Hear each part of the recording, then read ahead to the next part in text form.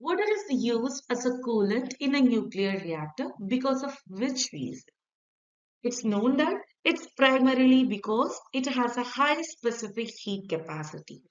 So the correct answer will be option B here, and which means that it can absorb a large amount of heat without a significant rise in a temperature.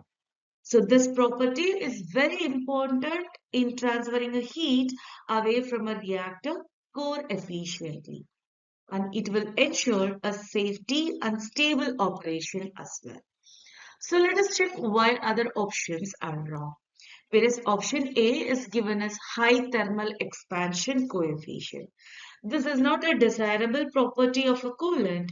A high expansion coefficient would lead to significant volume changes with temperature, which could which could lead the operational changes as well. So that's why option A is wrong here.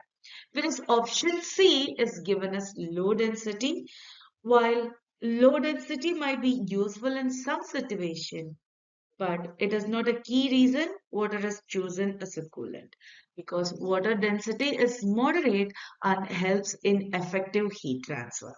That's why option C is wrong here. Whereas option D is given as low boiling point. It's known that water does not have a low boiling point. In fact, it can be pressurized in reactor to rise its boiling point and make it an even more efficient coolant. So option C is also wrong here. Option B, high specific heat capacity of a water is the correct answer for this question.